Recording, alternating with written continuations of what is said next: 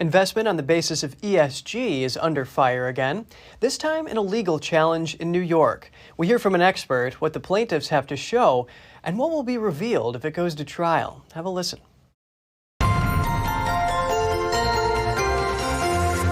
Please welcome Kevin Stocklin, reporter for the Epoch Times and producer of the Shadow State documentary, and also a former Wall Street banker. Kevin, it's great to have you with us.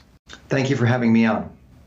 New York City public workers are suing the city. They say it's abusing the retirement fund to pursue a political agenda, namely this environmental social governance investing. The workers say it hurts their investment bottom line, whereas the city says if they consider these climate and social justice issues, that's good risk management. Can you explain what that means? Yeah, so the supporters of this ESG, environmental social governance movement, are trying to essentially characterize this process as just good risk management. They say this is not politics at all. This is just us being prudent asset managers and trying to boost returns for pensioners. So are these pension managers allowed to decide what they consider a risk?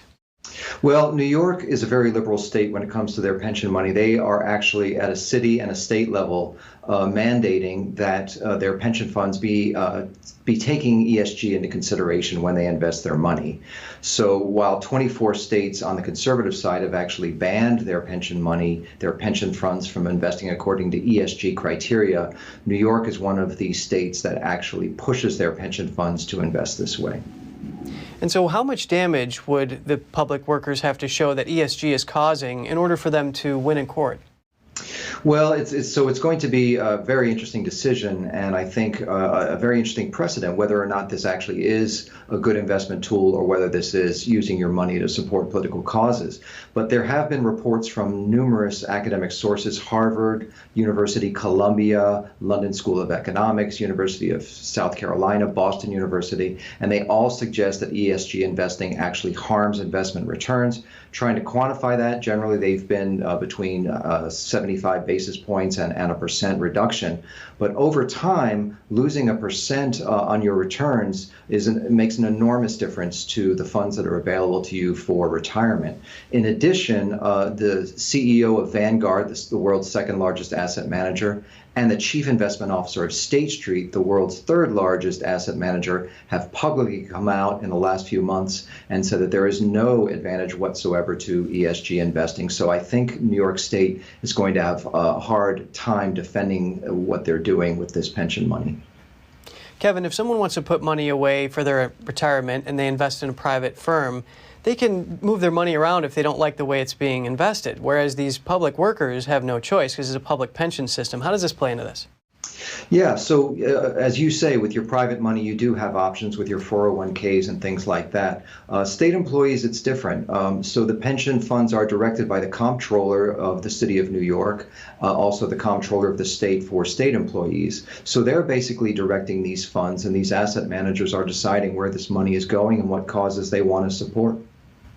Is this something that the courts need to decide, or does this happen on the legislature level? Well, so state pension funds are regulated by states. So it is up to the states to decide how their money is going to be invested. But the fact that this is now going to court means that there will be some court decisions about whether this actually is prudent risk management or an abuse of pensioners' money. So I think the courts are going to have a say in this. And how likely do you think this is to go to court?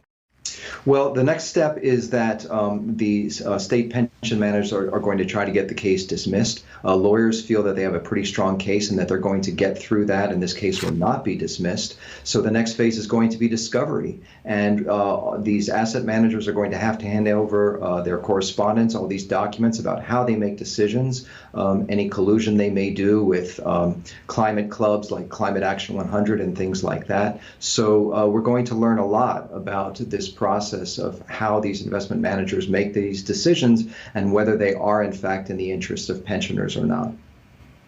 Kevin Stocklin, reporter for the Epoch Times. It's great to hear your analysis. Thanks for having me on.